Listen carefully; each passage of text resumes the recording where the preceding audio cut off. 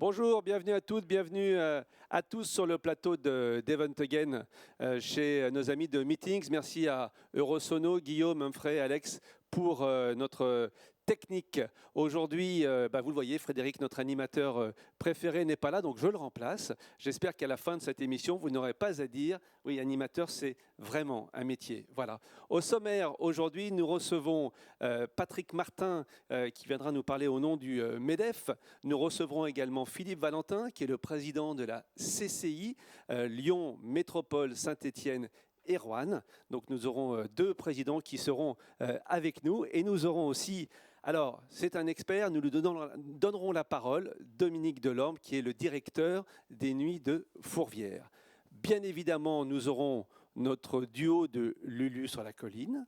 Vous aurez bien évidemment également la possibilité de nous envoyer vos questions par l'intermédiaire du chat. Vous connaissez la formule dorénavant. Ce que je vous propose tout de suite, c'est de démarrer cette 10e édition de nos visioconférences Event Again Top Actualité.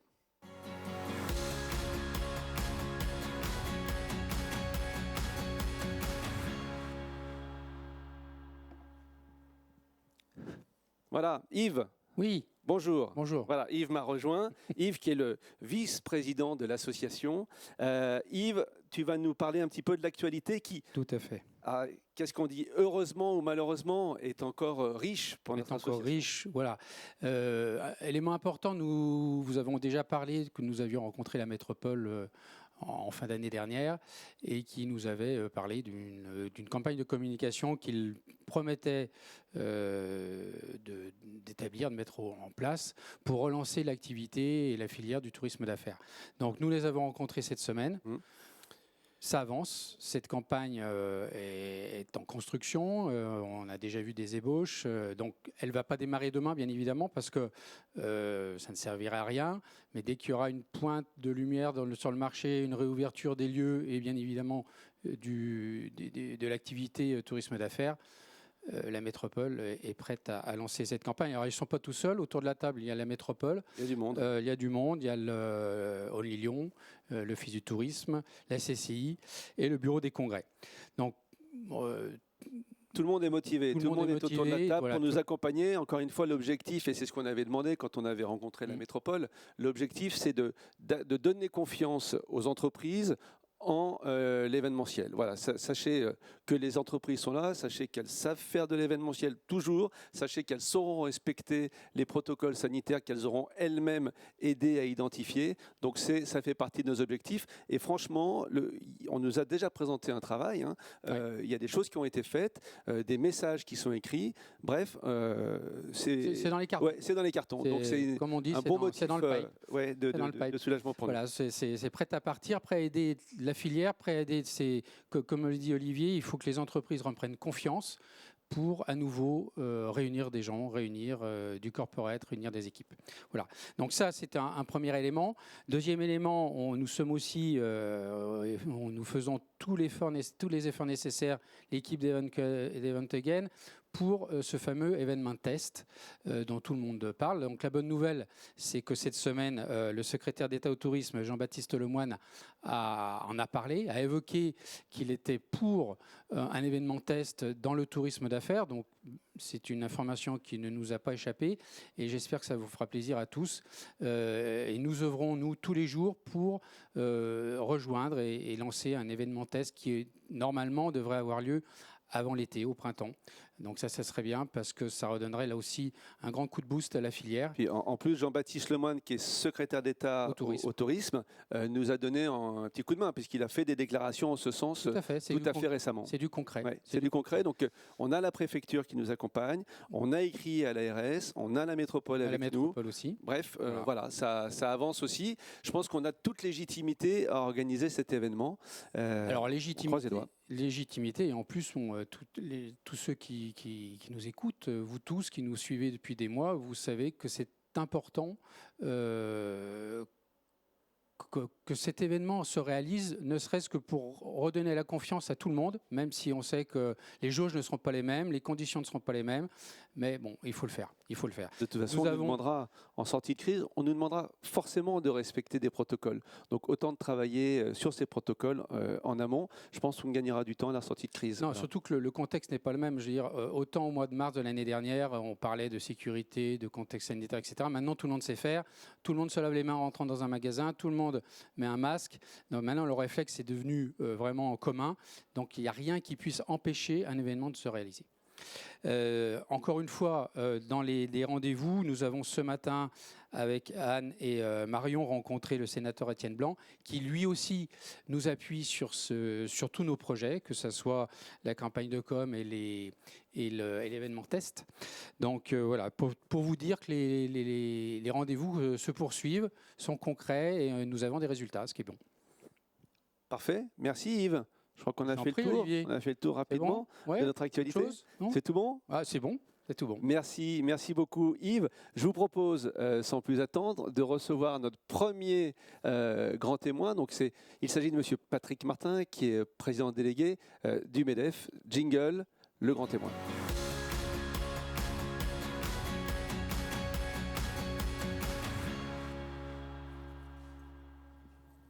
Bonjour Monsieur Martin. Alors, les miracles de la technique. Miracle. Est-ce que nous avons M. Martin avec nous? Non. Ah, génial. Normalement, oui. Normalement, oui. Bonjour, monsieur. C'est pas moi le miracle, c'est bien la technique. Bonjour. Et bienvenue sur notre plateau. Merci d'être avec nous. Vous êtes donc président délégué du MEDEF France. On est ravis de vous accueillir. On a aussi le plaisir de parler avec vous. Alors, nous parlons beaucoup de nos métiers, de tout ce qui est événements d'entreprise, d'événementiel. Aujourd'hui, on aimerait avec vous parler d'une manière un petit peu plus large du monde de l'entreprise. Alors, question, allez, on va dire un peu bateau. Aujourd'hui, la situation économique, quelle est-elle? Pardon, je voudrais d'abord souligner que je suis rhône-alpin, lyonnais à titre personnel, et donc d'autant plus content d'être avec vous. Et c'est l'occasion pour moi de donner un salut amical et un coup de chapeau au MEDEF Lyon-Rhône, à Jean-Louis Joly qui est avec nous, à Laurent Fiard, dorénavant à Gilles Courtex, qui sont vraiment sur la balle et qui, au sein du réseau MEDEF, sont vraiment exemplaires en termes d'efficacité. Alors la situation, quelle est-elle? Alors je vais vous dire des choses qui ne vous apprendront peut-être rien, qui à certains égards peuvent être choquantes pour vos activités, et donc je nuancerai tout de suite. La situation n'est pas si mauvaise que ça au global.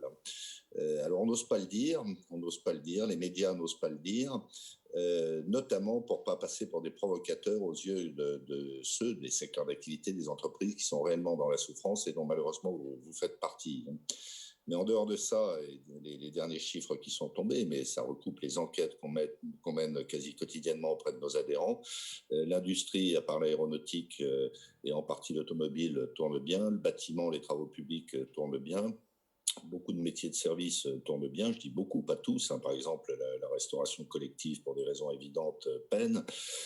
Certains commerces tournent bien. Donc voilà, ça conduit à quoi? Ça conduit à ce qu'on soit à peu près à 95% d'un niveau d'activité normal en moyenne des secteurs d'activité. Alors après, quand on focalise sur tel ou tel secteur, il y a des situations très disparates, parfois excellentes, et puis dans d'autres cas, beaucoup moins. Alors nous, on s'est employé depuis le printemps dernier à attirer l'attention des pouvoirs publics avec lesquels on est quotidiennement en contact. Moi, avec Geoffroy Roux de Bézieux, je passe ma vie, quand c'est pas à l'Élysée, auprès du secrétaire général, c'est à Matignon. Quand c'est pas à Matignon, c'est à Bercy. Quand c'est pas à Bercy, c'est au ministère du Travail. On a contribué, à côté de vos fédérations professionnelles dont on est très proche, à ce que les pouvoirs publics prennent conscience que tout ce qu'on appelle dorénavant, nous, Destination France, tous les métiers de l'économie présentielle, l'événementiel, le tourisme, le spectacle, etc., soient mieux considérés, parce que c'était assez curieusement, un peu en dehors des écrans radars du gouvernement qui focalisaient beaucoup, ça peut se comprendre, sur l'industrie, le premier chef. Et donc, on a créé très vite un groupe auquel participent d'ailleurs un certain nombre de Lyonnais. Je pense à Olivier Roux au titre de l'Unimev, mais on a également les domaines skiables de France. Enfin bon, on s'est vraiment solidarisé et pour essayer de mettre en place et puis d'enrichir un certain nombre de dispositifs gouvernementaux qui, en moyenne des cas, ont été bien vus et plutôt assez rapidement déployés, mais qui étaient insuffisants. Je pense en particulier au Fonds de solidarité. J'arrête après ça, mais juste pour vous donner un dernier éclairage, ce qui a été annoncé hier par Bruno Le Maire, à savoir rehausser le plafond d'indemnisation jusqu'à 10 millions d'euros dans certains cas pour les secteurs interdits d'activité ou leur périphérie immédiate, ce que dans le jargon gouvernemental dorénavant on appelle les secteurs S1 et S1 bis. Ça, c'est le fruit d'un travail acharné depuis des mois de la part du MEDEF et des fédérations du MEDEF parce que à nouveau, le gouvernement n'était pas conscient qu'il y a certains acteurs dont la taille justifiait que les montants d'indemnisation soient rehaussés. Alors 10 millions, ça ne suffit pas pour certains gros acteurs, on en est parfaitement conscient, et on va essayer de rehausser la jauge encore. Voilà un peu l'esprit dans lequel on est. Et puis, mais je ne veux pas répondre à des questions qui ne m'ont pas encore été posées. On commence avec les mêmes, avec le Prodis, l'Unimev, l'UMI, la Fédération des parcs d'attractions. On commence à travailler sur les conditions à la fois sanitaire, financière et sociale de la sortie, parce qu'on ne se raconte pas d'histoire. Ce n'est pas du jour au lendemain que les clients vont revenir dans les restaurants, les spectateurs dans les salles de spectacle, les visiteurs dans les salons, qu'ils soient grand public ou professionnels. Voilà, donc c'est assez passionnant, c'est un peu crevant à certains égards, mais on est vraiment en appui. Merci. Alors, ce qui est intéressant, c'est, vous l'avez dit, vous travaillez avec l'Unimev, qui est une des associations nationales importantes. Est-ce que vous portez avec l'Unimev un de nos souhaits, qui est d'être accompagné, parce qu'on a parlé de la sortie de crise. Aujourd'hui, les entreprises S1, S1 bis sont plutôt aidées. Je dis plutôt parce que tout le monde ne l'est pas. Il y a encore des problèmes, on va dire, parfois techniques et ou administratifs qui font que certains n'ont pas encore, on nous écrit régulièrement, certains n'ont pas touché les aides, il y a du retard, il y a parfois des contrôles, on ne comprend pas vraiment pourquoi, qui mettent en péril des entreprises. Est-ce que vous portez ce combat sur la sortie de crise et sur le fait qu'il va falloir accompagner notre secteur d'activité? Les restaurants, quand ils vont ouvrir, ils auront du monde au bout de 2-3 jours. Nous, ça va être un peu différent. Nous, on sait qu'il y a une inertie assez importante sur laquelle il faut malheureusement compter. Donc, est-ce que ça, vous portez ce combat avec nos amis de l'Unimev ? Oui, alors plusieurs réponses. Je suis moins affirmatif que ça sur les restaurants parce que dans cette affaire, je crois qu'on le vit tous personnellement, il y a aussi une dimension psychologique et il y a des restaurateurs, y compris chez ceux qui conviennent en off que les mesures de soutien leur permettent de tenir sur le plan financier, qui je dirais, dont le mental, dont le moral est très atteint et qui d'ores et déjà ont décidé de ne pas reprendre. Il y aura peut-être des repreneurs pour reprendre, mais ça sera malheureusement peut-être pas aussi simple que ça, sans parler de ceux qui, en temps normal, accueillent une bonne part de clients étrangers, parce que le tourisme international ne va pas redémarrer, surtout compte tenu de ce qu'on pronostique pour la reprise du transport aérien. Ensuite, nous on est très en appui de tout ce que notamment vos professions proposent sur des expérimentations sécurisées. Alors ça défraie la chronique, on vient de se faire allumer ces dernières heures par Challenge, mais ça ne nous empêche pas d'assumer complètement l'idée du carnet de vaccination, dit de manière un peu clivante, passeport vaccinal. On travaille beaucoup avec Cédric O sur les QR codes. Et donc, on est très déterminés sur ces sujets-là. Alors, bon, les grands esprits brandissent des principes de non-discrimination, de respect des valeurs constitutionnelles. Enfin, il y a un principe de réalité qui fait qu'à un moment donné, il faut quand même prioriser les choses et jusqu'à preuve du contraire, l'économique, le social, le psychologique, c'est aussi important, me semble-t-il, que certains principes qui le temps qu'il faudra pour être mis légèrement entre parenthèses. Moi, je suis allé au MEDEF Guyane le mois dernier. On m'a demandé un carnet de vaccination pour s'assurer que j'étais bien vacciné contre la fièvre jaune. J'ai pas eu le sentiment qu'on portait atteinte à ma liberté ou à ma dignité. Donc voilà, il faut qu'on soit tous pragmatiques. Et je pense que ce sont des idées qui cheminent, y compris dans l'esprit des pouvoirs publics. Et donc on est assez confiant en définitive pour que, à bas bruit, ces mesures soient progressivement mises en œuvre et permettent un redémarrage progressif. Après, je le disais tout à l'heure, on ne pourra pas débrancher du jour au lendemain les dispositifs d'accompagnement, que ce soit l'activité partielle, que ce soit les PGE. On travaille beaucoup pour vos secteurs d'activité. Je l'ai fait encore hier à Bercy, pour qu'il y ait une prorogation, en fait, ou un allongement de la maturité des PGE, parce que c'est vrai que les trésoreries de beaucoup d'entreprises dans vos secteurs ont été rudement affectées. Et c'est une vue de l'esprit d'imaginer qu'elles pourront en temps et en heure rembourser les PGE pour un bon nombre d'entre elles. Voilà, donc il y a un côté positif dans tout ça, c'est qu'on n'est plus dans cette période de sidération, d'abattement, où on se disait c'est la fin du monde, le monde d'après, c'était l'expression consacrée, sera complètement différent du monde d'avant, il sera complètement virtuel.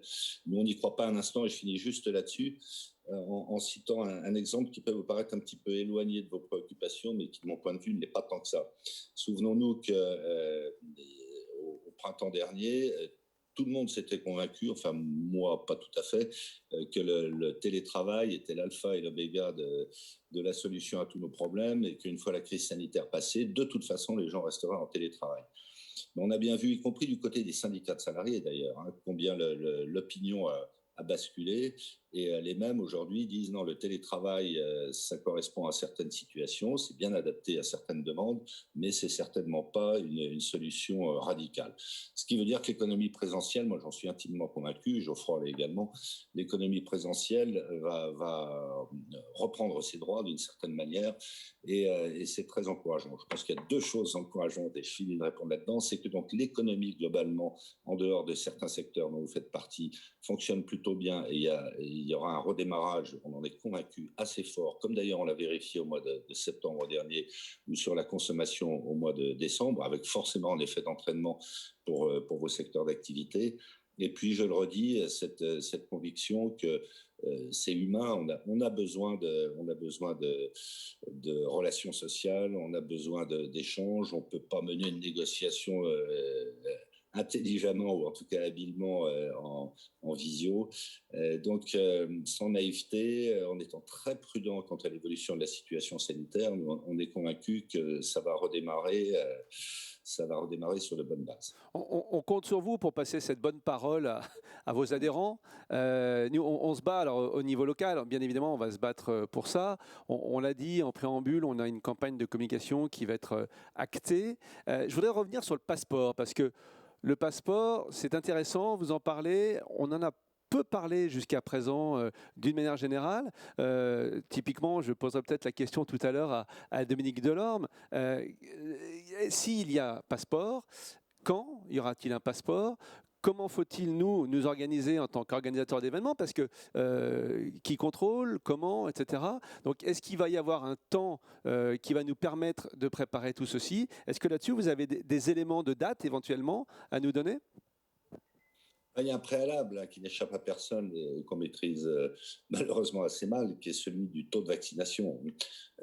Cette idée, ou cette solution d'ailleurs, du passeport vaccinal ou du carnet de vaccination, elle n'a de sens que s'il y a déjà une large part de la population qui est vaccinée, et singulièrement parmi les actifs et parmi les jeunes. Si on parle du spectacle vivant, ça intéresse notamment les jeunes. À ce jour, c'est les derniers sur la liste des priorités pour la vaccination.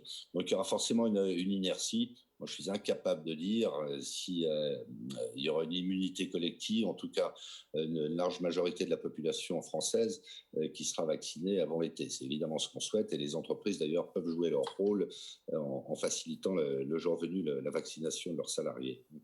Mais en dehors de ça, moi, mon souhait, plus que mon pronostic, c'est que les mentalités évoluent sur ce passeport vaccinal de la même manière qu'elles évoluent sur la vaccination elle-même. Souvenons-nous que, de manière totalement atypique à la surface du globe, majoritairement, les Français étaient hostiles à la vaccination. Et on voit au fil du temps, c'est-à-dire à partir du moment où il y a de plus en plus de gens vaccinés et où on vérifie qu'il n'y a pas d'effets secondaires négatifs, que l'opinion est en train de glisser. Donc on peut espérer que sur cette notion de carnet de vaccination, les gens se diront, ouais, finalement, sortons des débats théoriques, je leur dis, il y a un principe de réalité. Et puis de toute façon, il y aura des figures imposées. On voit bien que les compagnies aériennes, pour certaines d'entre elles, je pense à Qantas en particulier, imposent d'ores et déjà la vaccination au-delà du test PCR. Donc, il faut le souhaiter d'une certaine manière. Enfin, ce qu'il faut souhaiter prioritairement, c'est qu'on n'ait plus besoin de carnet de vaccination parce que la pandémie aura été éradiquée. Mais on croise les doigts. Ouais, on croise les doigts, mais c'est pas demain matin. Donc voilà, nous on pousse cette solution, elle est pratiquement faisable de la même manière que le QR code dans les restaurants, voire dans des lieux de regroupement, quels qu'ils soient. Technologiquement, c'est un truc qui existe déjà. Ça fonctionne très bien à Singapour, ça fonctionne très bien à Taïwan. Donc il faut qu'on passe au-dessus de certaines préventions un peu théoriques. On saura faire dans l'événementiel, ouais. On saura faire, ouais. On est habitué à gérer. Ouais. J'ai une question, on a rapidement tout à l'heure évoqué le PGE.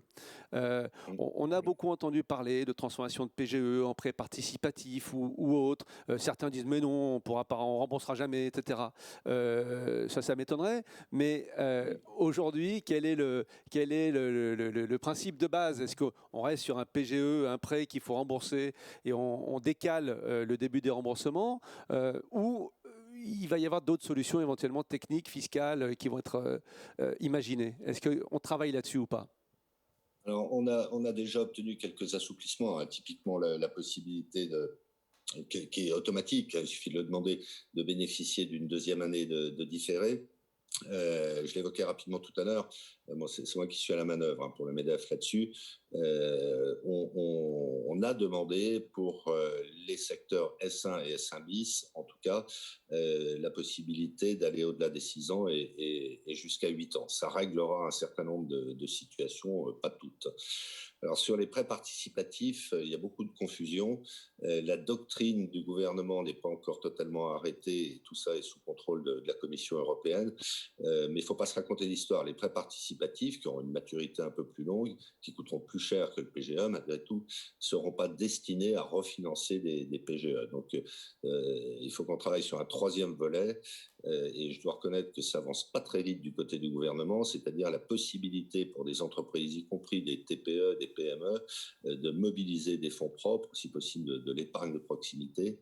Voilà, donc il y aura trois, on souhaite en tout cas qu'il y ait trois dispositifs qui viennent se compléter. Mais le sujet le plus urgent, c'est les PGE, et moi je l'ai redit hier à Bercy qu'il ne fallait pas attendre 107 ans, parce que c'est vraiment, je le vois bien chez tous nos adhérents d'ailleurs, quel que soit le secteur d'activité, c'est vraiment un sujet de préoccupation.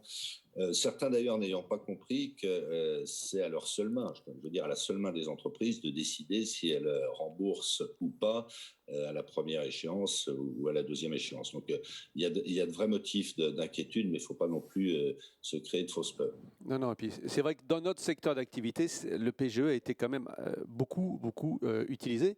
Il n'a pas servi uniquement à faire de la trésor, il a servi quand même à faire vivre, à mon avis, pas mal de personnes. Patrick Martin, merci beaucoup. Merci. Merci, franchement, merci beaucoup de votre intervention. On sait que vous êtes bien pris. À très bientôt. Merci. Tout de suite, ce que je vous propose, c'est d'accueillir notre deuxième grand témoin.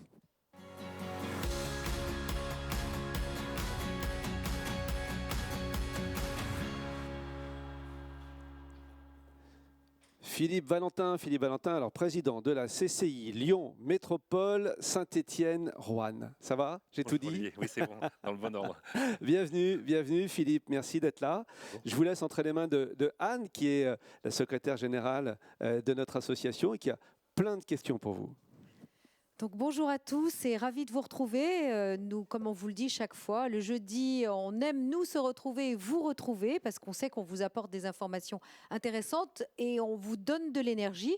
Et aujourd'hui, une personne très énergique qui a pris son rôle à cœur et qui passe beaucoup de temps, il me disait tout à l'heure qu'il ne dormait que 4 heures par nuit. Donc première question, Philippe Valentin.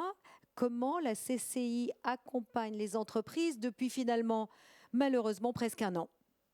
Alors c'est une vieille institution, hein, ça date depuis le XVIe siècle. Donc, mais c'est vrai qu'on s'est réinventé depuis un an et en fait on a la même difficulté que vous. Et je tiens à saluer le MEDEF, des fois le hasard fait bien les choses. Et je vous expliquerai un petit peu l'action groupir de tous les acteurs, parce que c'est une vraie solution, une vraie dominante au niveau de notre région. La CCI, en fait, elle s'est réinventée et un truc absolument en dehors du cadre.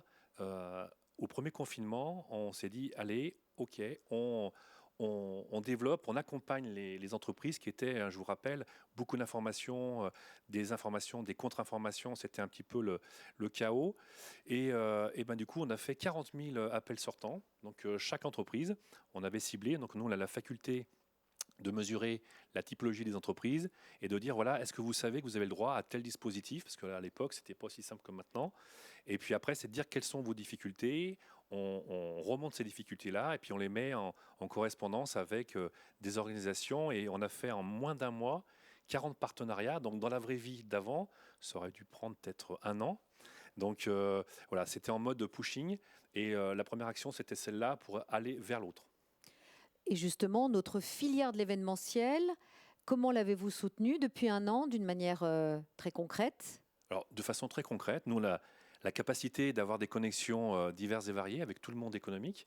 Et par exemple, comme le dit Patrick Martin, avec aussi la CPME, la préfecture, les instances, la région, la métropole de Lyon, la ville, il y a une faculté quand même, quand le sujet est sérieux, d'être lié par rapport à des activités qui sont vraiment dans la souffrance. Et l'événement en fait partie, hein, comme le disait Patrick.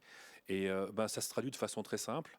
On s'est pris par la main, on est allé à la préfecture pour dire voilà, il y a un sujet, il y a des propositions par rapport à l'événement de test qui va sûrement arriver avec une. On le souhaite, on le souhaite. Mais ça va le faire, il faut être confiant avec une email, avec la clé. Alors aussi, on est représentant du monde économique parce qu'on a des élus. On a la vice-présidente de la clé. En la personne de Céline voilà, qui est proactif. Et puis, vous savez, c'est la théorie des stimuli. On ne fait rien, il ne se passe rien, il ne se passe rien. Et après, on se dit, c'est compliqué, on tente, on y va, on le fait de façon collective. Et puis, des fois, ça marche, puis des fois, ça ne marche pas, mais au moins, on aura tenté. Et puis, dans ce cas précis, on va faire en sorte que ça fonctionne. Alors justement, on parle de sortie de crise, sortie du tunnel. Comment aidez-vous les acteurs économiques et notamment de la filière événementielle pour voir demain et prévoir demain et pour nous préparer tous à la relance? Alors, il faut savoir que la CCI a cette particularité, c'est qu'elle est gérée par des chefs d'entreprise. Donc nous, on est très affûtés par rapport au déroulement de la vie d'une entreprise, quelle qu'elle soit. Et les gens ne font pas le focus.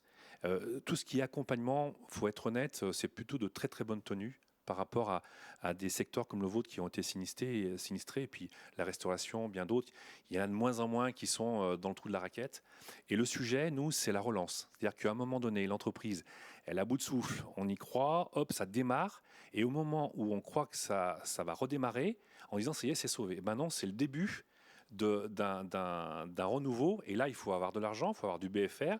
Et c'est là où nous, on va se retrouver au rendez-vous pour dire, allez, on va vous mettre en connexion, essayer de trouver des solutions originales du moment pour vous permettre justement d'amorcer. Parce que le fait c'est une période longue, c'est inédit, de dire, ça y est, OK, on a le go, on a le carnet de vaccination, ça repart. Alors, il y a un côté très psychologique. Et nous, on a un rôle hyper important au niveau des entreprises, c'est de dire, de faire confiance, de dire, les gens sont des pros. Quand ils le font de façon très mesurée, de façon très contrôlée. Il faut qu'il y ait un mouvement, mais ce mouvement, il y a des mécanismes financiers qu'il faut être au rendez-vous. Et c'est là où on va intervenir. Et donc, est-ce que vous recevez des messages de remerciements suite à toute la période où vous les suivez et les aider à sortir de cette période compliquée? Est-ce qu'ils sont tous présents après pour vous dire merci, vous nous avez soutenus? Est-ce que les gens sont... Alors, on ne cherche pas ça. Mais je vous non, cache pas. Chercher. Est-ce que vous avez des messages? Pas que ça fait très plaisir. Quand vous avez, ce que je dis souvent, c'est retenez un numéro de téléphone, le 04 72 voilà, c'est ce 40, que j'allais demander. 58 58. Redites-le. Alors 04 72 40 58 58. Vous n'avez pas idée qu'un petit coup de fil, quand vous êtes au bord du gouffre, en disant voilà, je ne sais plus ce que je dois faire, je n'ai pas de vision, je ne sais pas quand ça redémarre, mes personnes sont dans une situation psychologique, je suis paumé. Et des fois, un petit coup de fil pour dire, écoutez, vous n'êtes pas tout seul, et puis on accompagne, on déroule. Et la satisfaction, quand vous avez 15 jours, 3 semaines, un mois après, la même entreprise qui vous rappelle en disant, écoutez, vous avez fait quelque chose, ce n'est pas grand-chose pour vous, mais pour moi, ça m'a relancé. Voilà, c'est le meilleur compliment. Voilà. Il y a un de nos adhérents, enfin non, qui n'était pas adhérent à l'époque et qui était dans la difficulté. Et vous m'avez transmis ses coordonnées. Je l'ai appelé. Je ne sais pas s'il nous suit. Et on s'est rendu compte que même nous, à notre petit niveau, vraiment, avoir un soutien moral et psychologique était vraiment fondamental. Vraiment. Mais il y a toujours quelque chose de positif dans le civisme qu'on vit. Toute personne normalement constituée ne peut pas faire fi du lien social qui nous fait défaut, qui nous manque. Voilà. Donc ça, c'est un truc, c'est une révélation. Pour certains, en disant, on est dans la performance, dans le boulot, dans le développement, des prises de parts de marché, etc. Ça, c'est la cuisine. Et à un moment donné, il y a l'humain qui est au milieu de tout ça. Et ça fait du corps. Et quand vous avez des connexions de personne à personne, des entreprises qui, par elles-mêmes, des fois, sont dans la même difficulté, mais qui se parlent, on monte d'un cran. Voilà. Donc, on a ce rôle-là aussi à jouer. Donc, ça s'appelle aussi de la solidarité. Bien sûr. Et c'est ce qu'on fait, nous tous, régulièrement avec vous tous. Merci beaucoup. Est-ce que par rapport à ce que vous avez dit, est-ce qu'on peut imaginer du coup bientôt un événement à la CCI, c'est pas un piège, hein, un événement à la CCI où on pourrait recevoir les entreprises, leur expliquer comment faire pour sortir de la crise, leur donner des conseils. Est-ce qu'on pourrait imaginer peut-être quelque chose comme ça ? Moi, mai, juin, juillet, on verra. Mais moi, je suis partant. Hein, je m'y engage. Il y a super. quand même pas mal de témoins, donc je m'y engage. Et puis en off, alors 150 000 témoins en direct. Des oreilles. On a discuté avec l'intervenant qui va me suivre. Si vous voulez, il y a le côté techno, côté suivi, côté dispositif qui est là, hein, qui est avec des loupés au niveau de l'amorçage, mais globalement, le job est fait. Après, il y a le côté humain, émotionnel et dynamique. Donc, si la CCI, quelque part, n'est pas en capacité d'impulser par rapport à un monde économique qui souhaite à se réveiller sur des filières qui ont été en souffrance, là, je me poserai des graves questions sur l'utilité et le rôle de la CCI. Donc, on sera au rendez-vous. Voilà, je m'y engage. En tout cas, vous l'êtes déjà, parce que grâce à vous, on a rencontré la préfecture qui aujourd'hui nous suit, nous soutient. On était ensemble, donc vous êtes au rendez-vous. Merci. Merci beaucoup. Merci beaucoup. Merci. Voilà, oui, on peut applaudir la CCI. Merci beaucoup. On l'accompagne. Je vous propose tout de suite de donner la parole à un expert. On l'a cité tout à l'heure. Il dirige l'un des plus grands festivals de France, mais il va nous en parler mieux lui-même. Je vous demande d'accueillir notre expert, Monsieur Dominique Delorme.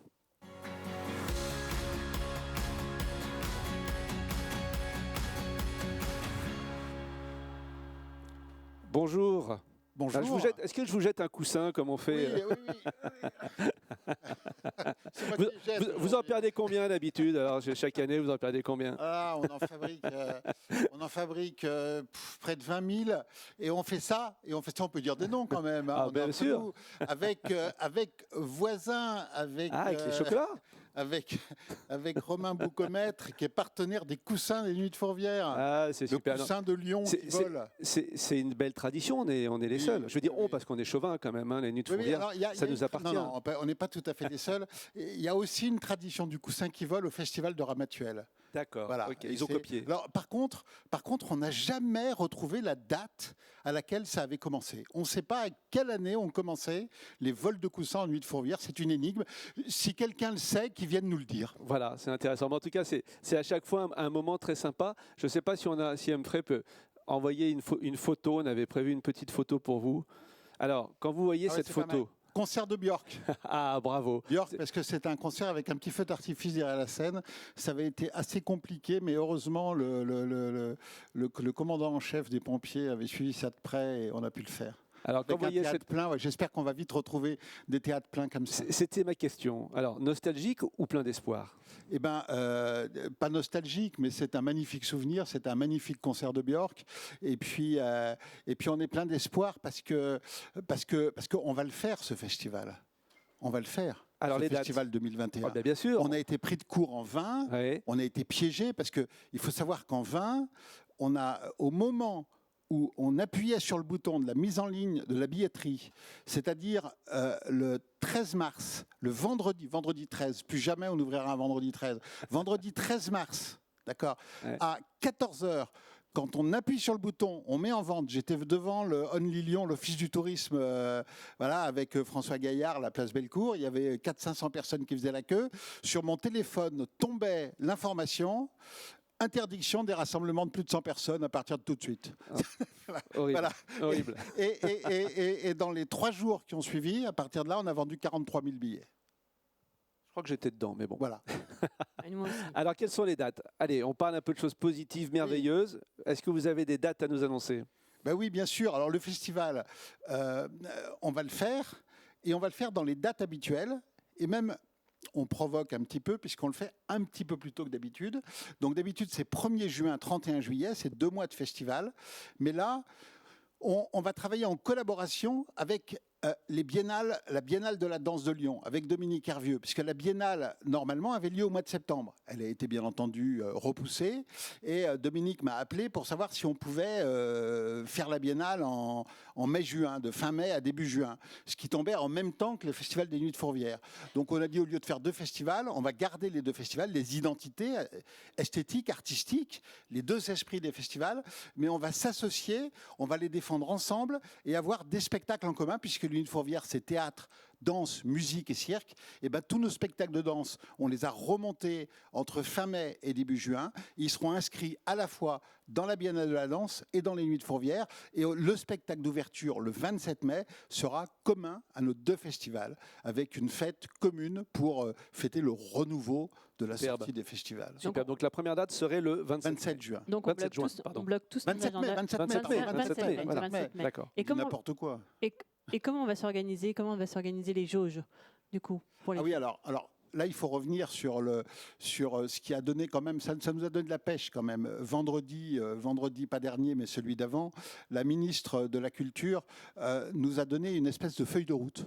C'est-à-dire qu'elle a dit, d'abord, c'est important, hein, c'est quand même la dame patronesse de la culture, hein, Et la bosse. chère Roselyne Bachelot, qui est formidable. Hein. Elle a dit... on va faire les festivals cet été. Les festivals auront lieu. C'est déjà important. Ça a un petit côté imprécation, mais c'est important d'avoir des druides, hein, qui nous fixent le cadre. Et elle a dit, on va être prudent quand même, parce qu'on est des gens sérieux. Donc les festivals ne dépasseront pas 5000. Et pour l'instant, on va prévoir la distanciation sociale. C'est-à-dire qu'à Fourvière, au Grand Théâtre assis, normalement, c'est 3200 personnes. Donc, en distanciation, avec des jauges de 60%, on prévoit un festival dans un cadre de 2000 personnes assises. Et c'est déjà formidable. Ça permet de réunir beaucoup d'artistes, de faire une programmation complète. Ça bouscule complètement notre business plan, notre modèle économique. D'accord ? Mais là, on travaille dessus et on va y arriver. Est-ce que, pour bien comprendre, parce que tout à l'heure, on évoquait ce système de jauge, on n'est pas forcément dans un fauteuil sur 2. Hein, il y a une petite... Ça, c'est un film. Non, Oui, c'est un film. Un film formidable. Oui, je crois qu'on parle du commerce des oranges. Mais non, c'est pas un fauteuil sur 2. C'est-à-dire que les règles de la distanciation sociale pour cet été ne sont pas encore fixées. Mais on va voir avec chaque préfecture et chaque préfet comment on fait en fonction des zones. Et quand on sera arrivé là, au mois de fin mai, début juin. Ce qu'on connaît, c'est ce qui s'est passé au moment de la reprise, quand ça a rouvert. Et là, on met un siège vide entre 2 groupes de personnes. Si vous venez en couple, vous êtes ensemble et il y a un siège vide de chaque côté. Si vous venez à 4, vous êtes ensemble, il y a un siège vide de chaque côté. Ça fait des jauges globalement de 60% de remplissage. D'accord. Et parfois, ça monte à 70%. Un groupe peut rester groupé jusqu'à 6-10 personnes. Alors, on aura le masque, normalement. Oui. Enfin, Du gel. en même temps, toutes ces règles-là sont les règles qu'on connaît, qui ont été appliquées jusque-là et qu'on adaptera le moment venu. Et puis si le moment venu, la vaccination a fait son chemin, on a un taux d'immunité un peu plus grand, s'il était à repousser un peu le virus, que sais-je, à ce moment-là, on pourra augmenter légèrement la jauge peut-être. Donc pour l'instant, on a fixé des règles par rapport à ce qu'on connaît aux distanciations d'aujourd'hui. Par rapport à l'actualité, est-ce que vous avez d'ailleurs une date? Alors, vous avez des dates de festival, mais est-ce qu'aujourd'hui, vous avez une date à laquelle vous savez que vous pourrez lancer? Ou est-ce qu'aujourd'hui, vous êtes un peu en attente? Alors, je sais à quelle date on va lancer le festival, mais je ne vous le dirai pas. D'accord. Non, mais... Voilà, non, je ne vous le dirai pas. Voilà. On est, depuis 8 jours... On travaille sur le reformatage du festival. On reboutique toute la programmation, on discute avec tous les producteurs, avec les artistes, avec l'immense communauté qui est autour du spectacle vivant, nos partenaires. Il faut installer les scènes. Il y a par exemple, il y a Sénétech, il y a Serge Magnier, le traiteur, il y a Meeting, oh là là, la pub. il y a GL Event, il y a tout le monde. Donc on discute. Non, mais il faut savoir que le festival, c'est une entreprise. Qui va réunir, et j'en oublie, excusez-moi. À ce sujet, du coup, le chiffre d'affaires du festival, on en parlait tout à l'heure. Oui, normalement, un festival habituel, c'est globalement 14 millions d'euros. D'accord. Et on a 7 millions d'euros qui sont redistribués sur place à des acteurs locaux, au niveau de la métropole ou un petit peu plus large que la métropole. Et surtout, le festival, c'est 500 salariés. C'est-à-dire que le festival, il y a 1 mois de montage, 2 mois de festival, 15 jours de démontage, 500 salariés, dont 300 techniciens, 200 vacataires d'été, ça peut être la billetterie, 50 personnes dans les bars. La bière. Quand je parle des 500, c'est des personnes directement embauchées par le festival, où il n'y a aucun bénévole. Je pense qu'il faut redistribuer la richesse du festival en salaire, notamment par exemple les 60 agents d'accueil qui sont des étudiants. Donc ces 500 salariés, ça représente en équivalent temps plein sur une année, une PME de 80 personnes. C'est ça le festival. Alors, avec une jauge réduite, comme on l'a prévu, à 2000 personnes, on sait déjà qu'on aura un impact budgétaire de l'ordre de 4 ou 5 millions d'euros de moins. Oui. D'accord. Donc, on est en train de tout reboutiquer, pour réorganiser un équilibre économique, parce que le tout, c'est pas de faire le festival de 2021, c'est de ne pas se mettre en péril pour 2022. Ah oui. Parce que quand 2022 va redémarrer, il va falloir qu'on soit là en force avec notre, comme disait tout à l'heure mon prédécesseur, le BFR est très important, il ne faut pas le flinguer. Donc il faut protéger notre BFR pour pouvoir réattaquer 2022 dans des bonnes conditions. J'ai une question un peu technique, mais comment est-ce qu'on fonctionne dans ces cas-là? Vous avez des dates, vous savez que vous voulez le faire, vous êtes en train de discuter avec tout le monde. Mais est-ce qu'en termes d'assurance, on a un travail particulier? Et deux, comment, je ne vais pas vous demander de date, mais en termes de com, aujourd'hui, comment vous fonctionnez? Vous avez pris des accords, et puis les accords sont, entre guillemets, suspendus à des autorisations. Est-ce que tout ça, vous êtes arrivé à le négocier? Comment on fonctionne dans ces cas-là? Parce qu'à plus petite échelle, il y en a beaucoup qui nous regardent, qui sont des organisateurs d'événements et qui ont peut-être un peu moins de poids et qui parfois ont du mal à négocier avec une assurance, ont du mal à négocier des réseaux de pub, quels qu'ils soient, etc. Alors, c'est vrai qu'on a les avantages d'avoir pignon sur rue. Le festival a 75 ans.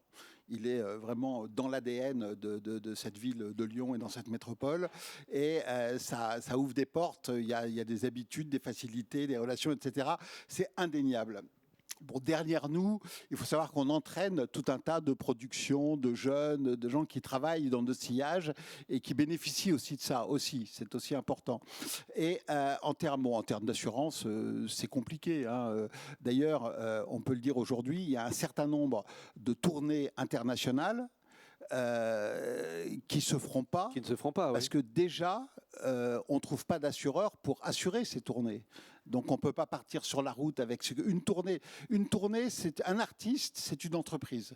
Hein, une tournée, c'est 50 à 70 personnes avec des techniciens, une partie d'administratifs, des chauffeurs pour les bus, Des les poids camions, lourds. des semi-remorques, du matériel son, du matériel lumière qui est dans ces camions, enfin, etc.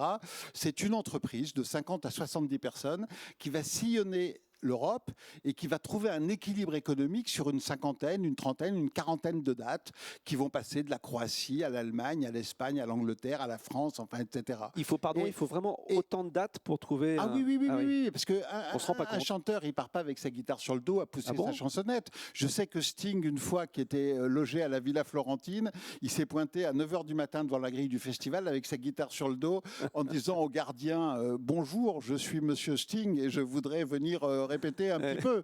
Et on était un petit peu surpris. Mais Le c'est gardien pas lui a ça. dit, moi je suis la reine d'Angleterre. Non, non, c'est- il y a une tournée, c'est d'abord 3 semaines ou 1 mois de répétition. C'est un travail de logistique, le spectacle.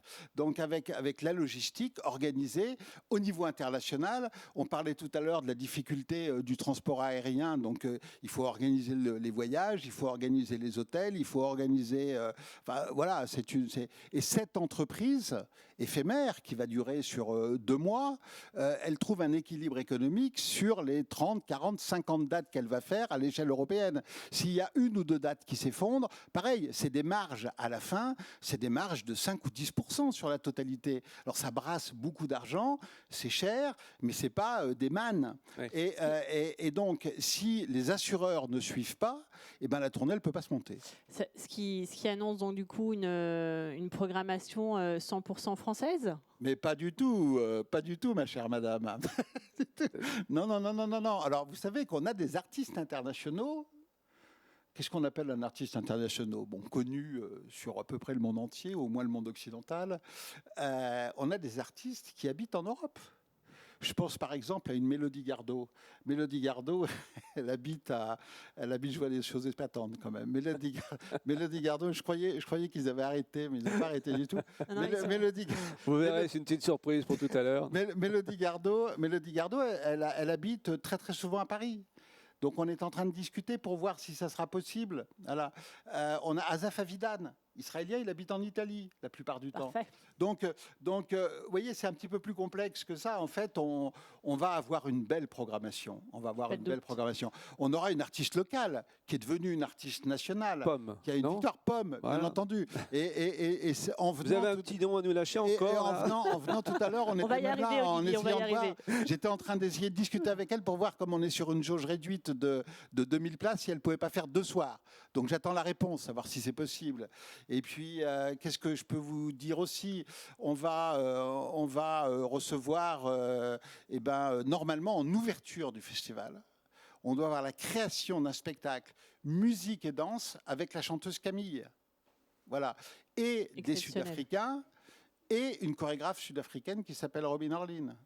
Voilà des petites choses comme Ça ça. avec nos amis de la Biennale, hein, c'est ça. Et ça, c'est en complicité avec la Biennale de Lyon, puisque ça sera le festival qui ouvrira à la fois la Biennale de la danse et les Nuits de Fourvière. Quand est-ce que d'habitude la programmation est publiée février-mars? Ah bah là, on est dans les choux. Normalement, je vais vous donner le calendrier. Ouais. Normalement, 31 décembre, tout est dans la boîte. D'accord. D'abord, à la fin du festival précédent, en fait, un festival, il dure 3 ans. À la fin du festival précédent, toutes les grandes décisions sur les grosses productions, parce qu'on produit des spectacles qu'on fait tourner aussi. Donc, à la fin du festival N-1, on a déjà cadré toutes les décisions importantes du festival N. Parce que quand on rentre en septembre, il faut tout organiser. C'est pas là qu'on va changer un logiciel de billetterie ou une organisation, une structure. Donc ensuite, au 31 décembre, tout est bouclé dans les détails. Janvier, on imprime les programmes, on imprime les affiches. Et le 10 mars, on met en vente. Voilà. Donc déjà aujourd'hui, le programme n'est pas bouclé. L'affiche est faite, mais je vous en parlerai pas. Elle sera sur les murs. On va attendre. Voilà. Et je ne vous donne pas la date à laquelle on va annoncer le programme et mettre en vente, parce que ça peut changer en fonction de l'évolution. Là, en ce moment, il y a une petite remontée là, de la variante anglaise du virus. Donc, je ne voudrais pas que ça prenne le pas sur des informations qu'on pourrait donner. Quand on sera vraiment sûr de la date, pour ne pas avoir de douche froide, on dira on met en vente, mais vous aurez largement le temps de prendre vos places, de réserver et de venir nombreux. Mais la bataille sera rude parce qu'il y aura moins de places. Ça dépend, c'est ce que j'allais dire, parce que d'habitude, ça part en 5 minutes. Donc là, ça va partir en 2 minutes. Alors là, je m'inscris en faux. Tout ne part pas en 5 minutes. Chaque année, le festival, c'est 130 représentations de 60 spectacles, puisqu'il y en a qui sont donnés plusieurs fois. On a environ 50% du programme qui part en 10 minutes. D'accord, on a. C'est qu'il est bon. C'est qu'il est bon. 60-70 000 places, mais il en reste généralement à peu près 80-90 000 qu'on peut acheter sur la durée. Et même le dernier jour, il y en a qui trouvent encore des places. Voilà, avec 2000 places et puis l'attente qu'on a par rapport au spectacle et au festival, à mon avis, ça va quand même partir très très vite. Oui. Surtout qu'on a une chance par rapport à Fourvière, c'est que tout se passe en plein air. Donc, je pense qu'il y aura beaucoup moins de contraintes, de réserves. Fourvière, normalement, c'est 10 scènes. Donc, le Grand Théâtre Romain, l'Odéon, qui est le petit théâtre romain, et on utilise 7 ou 8 théâtres et des chapiteaux au domaine de la Croix-Laval. Mais cette année, on va recentrer l'activité sur les théâtres romains et notamment sur le Grand Théâtre. Moins sur l'Odéon. Voilà, moins sur l'Odéon. J'ai une question qui concerne vos clients. Alors, on parle un peu de billetterie, donc plutôt grand public, mais vos clients entreprises, vos mécènes, est-ce qu'aujourd'hui, ils jouent le jeu? Ils sont là, ils sont présents, ou est-ce qu'ils sont un peu réticents? Alors, je tiens à saluer effectivement tous nos mécènes, qui sont à peu près une trentaine d'entreprises, et qui nous ont accompagnés déjà toute l'année dernière en demandant de nos nouvelles, en suivant, en disant qu'ils seront là, qu'ils seraient à nos côtés, quoi qu'il arrive. Et au moment où on redémarre, on a fait le tour de tous, et tous sont là, sont présents, et maintiennent leur soutien au festival. Il faut savoir que les Nuits de Fourvière, c'est un rassemblement culturel et artistique sur cette colline qui est un petit peu le phare de la ville. C'est le point de naissance de la ville de Lyon et repose sur 3 piliers en fait. C'est un pilier d'abord qui est une collectivité publique, donc la métropole de Lyon, qui aujourd'hui a la responsabilité de ce patrimoine archéologique de ces théâtres et qu'il met à notre disposition. Donc la société, elle est construite autour d'une collectivité publique, une ville ou une métropole. Et puis la population, avec les spectateurs qui adhèrent massivement et qui apportent avec leurs billets 50% du budget. Et enfin, le monde économique qui apporte 25% du budget à travers sa participation au village et le mécénat. Et le village des Nuits de Fourvière, qui réunit chaque année à peu près 10 000 personnes et 300 entreprises, et entre le 1er juin et le 31 juillet, le plus grand forum économique de la métropole de Lyon. Quelques chiffres pour terminer, on n'en a pas parlé. Vous avez donné un budget 14 millions d'euros du festival en temps normal. Aujourd'hui, c'est quoi?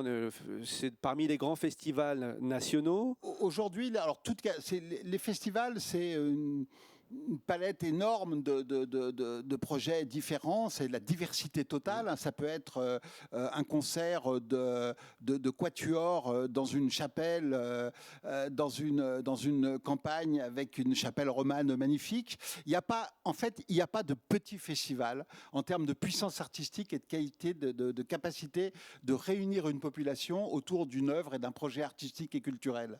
Après, si on parle de puissance économique, ce qui est autre chose que la qualité artistique. En tant que puissance économique, le Festival des Nuits de Fourvière fait partie des 5 festivals les plus importants de France, avec entre 160 et 190 000 spectateurs, un budget entre 13 et 14 millions d'euros et une durée de 2 mois. Et des spectateurs payants, parce que là, vous avez une billetterie. Oui, c'est ça. Voilà. Alors, quand on parle... Oui. Alors, aussi, il y a une très, très grande diversité, parce qu'il y a des festivals qui sont des animations au niveau d'une ville, et on essaye d'évaluer combien de gens sont venus dans cette ville à ce moment-là, pendant la durée du festival. Ça, c'est aussi... Mais c'est important. Mais on ne peut pas comparer avec un festival dont on compte le nombre de billets qui ont été servis à des gens qui sont rentrés avec un billet payant à l'intérieur du festival. Donc, je compare ce qui est comparable. Voilà, pour parler un petit peu des projets identiques.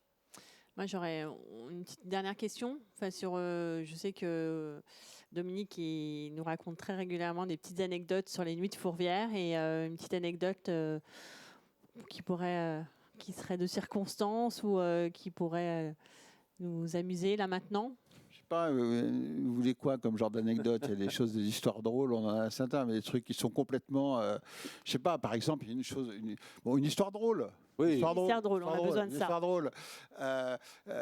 On avait un concert de l'artiste Adam Green et le tourbus arrive. Ils avaient un concert en Belgique. Le tourbus arrive à Lyon, devant les Nuits de Fourvière, devant le portail. Il s'installe pour le petit déjeuner parce qu'ils avaient roulé toute la nuit. Et pas d'Adam Green dans le bus.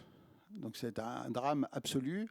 Et là-dessus, on reçoit un coup de fil de deux jeunes qui nous disent: est-ce que c'est bien ici qu'il y a le concert d'Adam Green? On dit oui, parce qu'on l'a trouvé, il l'avait trouvé à côté de Lille. Et le bus s'était arrêté donc sur un tarmac d'autoroute, là, sur une station-service. Et sans rien dire à personne, il est sorti du tourbus. Tout le monde dormait, un tourbus, c'est des hôtels. Hein. Tout le monde dormait dans le tourbus. Il est sorti pour aller pisser un coup dans la station-service, en tongs et en caleçon.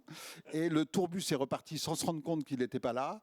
Et il était tout seul sur le tarmac de la station-service à 3h du matin ou 2h du matin, quand le plus drôle, c'est qu'il y a deux jeunes qui arrivent dans leur bagnole là, et ils étaient allés au concert d'Adam Green en Belgique. La chance. C'était leur idole, et ils ont vu au milieu du tarmac Adam Green comme Bernadette Soubirous, la Vierge Marie, quoi. Et Donc ils doivent s'en souvenir encore. Non, mais ils l'ont ramassé, ils lui ont demandé. Alors lui, il savait pas où il allait pour jouer, parce que lui, c'était une tournée. Je vous dis, tu avais tourné de 50 dates. Il savait pas, donc il a fallu qu'il cherche sur Internet à quel endroit le concert avait lieu. Alors comme il était en première partie, c'était pas évident à trouver. Et finalement, ils nous ont trouvés, ils nous l'ont ramené. Donc on les a invités 2 jours au festival. Voilà. Ah, c'est sympa, c'est une belle Alors j'ai une autre histoire aussi assez drôle. En 2015, on a une affiche où on achète une photo à un photographe, où c'est je ne sais pas si vous vous rappelez cette affiche, c'est un homme déguisé en chien qui court dans le désert, et ça se passait au Burning Man, oui, qui est un festival aux États-Unis au milieu du désert. Et on achète cette photo à un photographe et on en fait l'affiche. Et là, je reçois un tweet d'un gars qui me dit c'est moi le chien sur votre affiche, en anglais. Et on se méfie toujours parce qu'on peut avoir des surprises. Il y a quelqu'un qui vous colle derrière, après c'est un peu pénible. Et puis, ça traîne un peu comme ça. Et on a... le festival commence et il y a quelqu'un qui m'envoie un tweet et qui dit « Voilà, c'est moi le chien, je suis à Amsterdam, j'arrive avec un ami. » Et le type arrive effectivement avec son déguisement de chien. Et c'était un gars qui vivait en Californie, qui était effectivement Burning Man, qui avait été photographié. Et c'est son voisin, qui était un fan de George Ezra, qui regardait la tournée de George Ezra sur son ordinateur, et qui voit à côté de George Ezra la photo de l'affiche du festival en vignette, et qui va toquer chez son voisin et qui lui dit « Mais c'est toi là, un chien ?» Dépêche-toi, t'es attendu. Et il est venu, et on a pu présenter, parce qu'il est venu avec son déguisement, donc on l'a habillé, et il est sorti sur la scène, on l'a présenté sur la scène, on a présenté l'affiche en live, et on est le seul festival au monde qui a présenté son affiche en live. Ah, c'est beau, voilà. Superbe. Merci. Merci infiniment de ces anecdotes, merci de votre présence, merci de cette bouffée d'espoir. Merci de m'avoir reçu, et puis on se retrouve tous au festival le 27 mai. Avec grand plaisir. Ouais, nous, on sera ravis d'être présents, parce que ça nous a beaucoup manqué l'année dernière et on n'est pas les seuls. Voilà, merci. Super, bon je crois courage, que vous avez une surprise, non ? Non, oui, ils sont où nos amis de Lulu sur la colline? Merci infiniment, Dominique. Merci et bon courage. Merci à vous. Moment comme d'habitude. Merci Dominique, merci Marion. Le moment habituel est arrivé, c'est notre partie spectacle.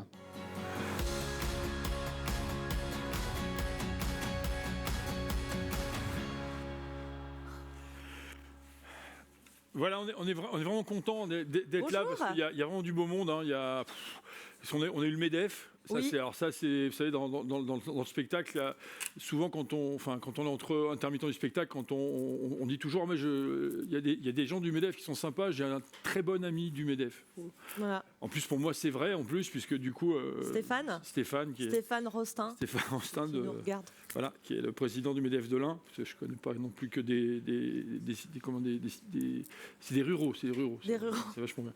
Donc, il y a des MEDEF ruraux aussi. Qu'est-ce qu'il y a d'autre? Donc, il y avait la CCI. Aussi. Magnifique. CCI aussi, voilà. Et donc, et puis il y avait donc les nuits de Fourvière. Donc, on a vu qu'il y avait des artistes internationaux, des artistes nationaux. Et nous, on est vachement local. Voilà. On est juste en face. Il n'y a pas de frais de logement, il n'y a pas de frais de transport. Et, on coûte que dalle. Et on est dispo.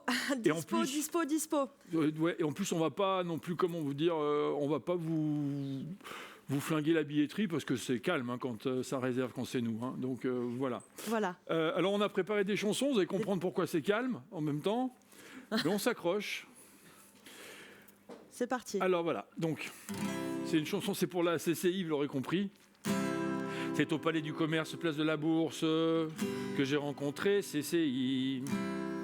Depuis le Covid, j'étais un ours, je convertissais plus mes devis. Je me trouvais vite une occasion d'engager la conversation.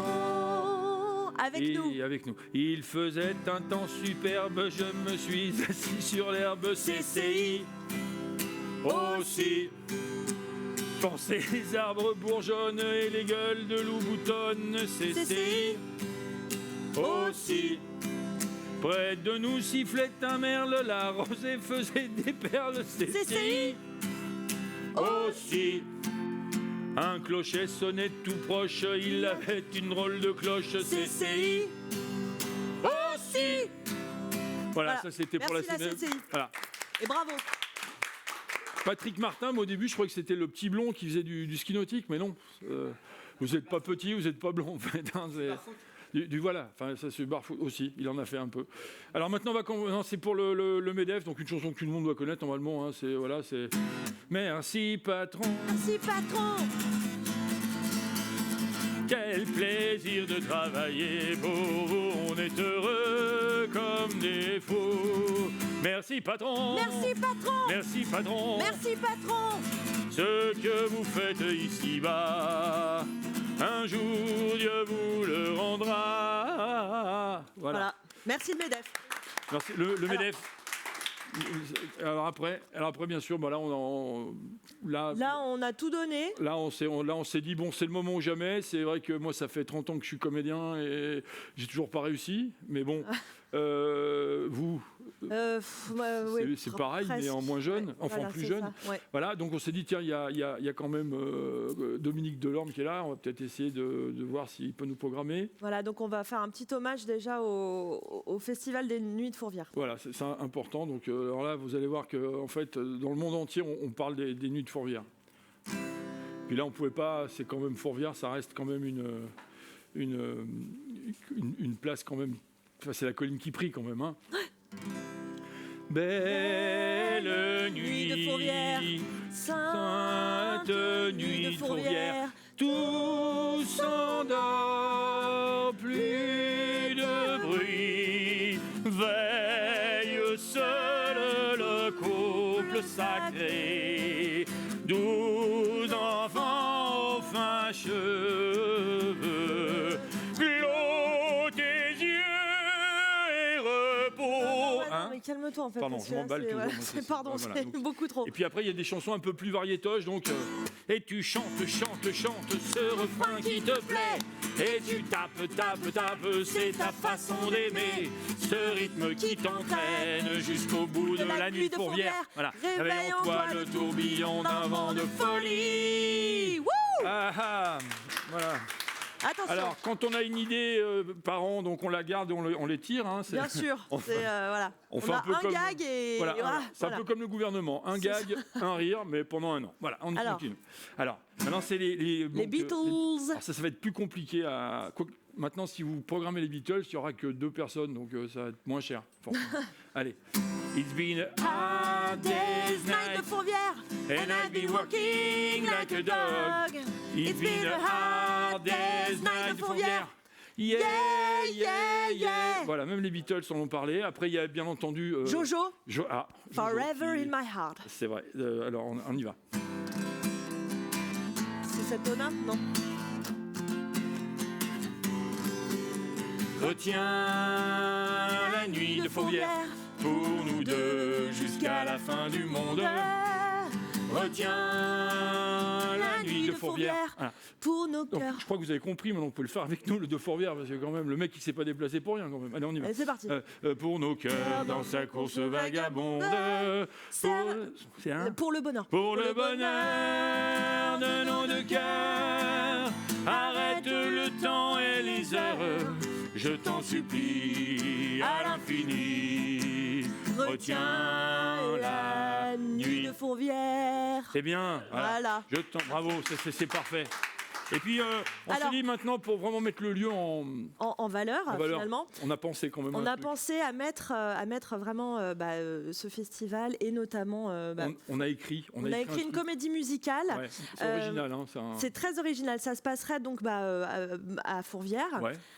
Et alors moi, pour situer l'histoire, je suis allée voir une numérologue qui a vu un 1, un 4, un 8, un 2. Donc je me suis dit, tiens, si ça se passait en 1482, voilà, devant la cathédrale de Fourvière. La basilique. La basilique. Oulala. Oui, c'est ça, la basilique de Fourvière. On sait plus à tomate mozzarella, basilique. Ok, très très bien. Et pour les personnages, je me suis dit, tiens, ma numérologue fait partie de la communauté des gens du voyage. Et je vais la représenter. Moi, je jouerai donc un personnage que j'appellerai Émeraude. Voilà. C'est bien Émeraude aussi. Alors en fait, l'idée, c'est vraiment de vous aider, hein, parce qu'on a vu que vous avez une jauge à 2000. Nous, ça nous fait 2 ans. Voilà. Donc on s'est dit finalement 2000 en une journée. Après, on est tranquille 2 ans. Donc pourquoi pas. Et puis donc, Notre-Dame de Fourvière, ça peut être pas mal. Donc voilà. Donc il y a un bossu, il y a plein de trucs qui tombaient. On a pensé pour aussi. C'est important. Qui est aussi les handicaps. Qu'on évite le clivage, tout. Il y a plein de trucs. Tout est réuni. Tout est là. Allez, on y va. Vivre pour celui qu'on aime. Aimer plus que l'amour même. Donner sans rien attendre en retour. Aimer comme la nuit aime le jour. Aimer jusqu'à en mourir d'amour.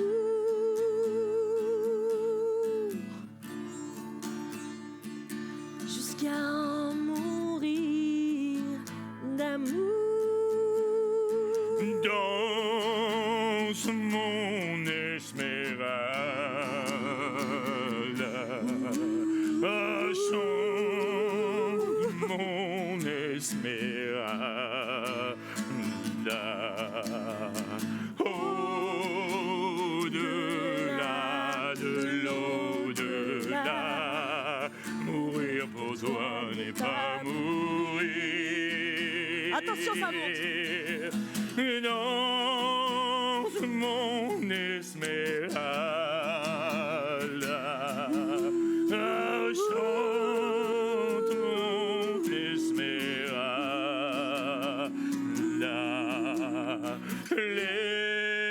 laisse-moi partir avec toi, mourir pour toi n'est pas mourir.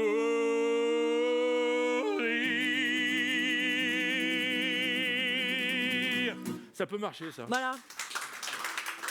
On se dit, ça peut être une comédie marcher. musicale. Voilà, Alors voilà, on est un peu dans là, c'est bien. Il y a une séparation en ce moment. C'est ça, on a fini sur une période un peu triste parce qu'on a le cœur lourd. Mais venez, voilà. En fait, ils se réunissent pour nous parce qu'ils en ont qui se quittaient, mais nous on a du mal. Hein, on est tous les deux enfants de divorcer, c'est compliqué. Venez, mettez-vous à côté.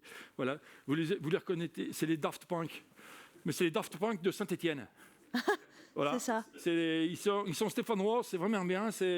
Tout est écrit, Event Again, c'est vraiment bien. Hein, c'est bien fait. C'est pour la Chambre de commerce Lyon, Saint-Étienne, Roanne. Pourquoi vous n'y avez pas pris dans l'ordre alphabétique, non? Vous avez mis Saint-Étienne avant Roanne? C'est parce que c'est plus proche, non? C'est pour ça qu'il n'y a pas le pain bouchard. Il aurait pu y avoir Saint-Chamond. Ah, oui, non, Saint-Chamond quand même. Il y a un moment, il faut arrêter les conneries maintenant. Hein, voilà. Bon, ben voilà, on a fini. Nous, Lulu sur la colline, merci à eux, merci à vous deux encore une fois pour votre union. On peut les applaudir. Parce que, vous voyez pas, mais il y a 300 personnes dans notre studio. C'est bien dit. Ouais, puis on voulait dire que si vous allez sur le site de Lulu sur la colline, en ce moment, on fait un spectacle en live parce que bon, on n'a pas le choix, les gens ne peuvent pas venir nous voir, donc on fait un spectacle d'impro en live avec Camille qui s'appelle Merci Camille Michel. Bien sûr.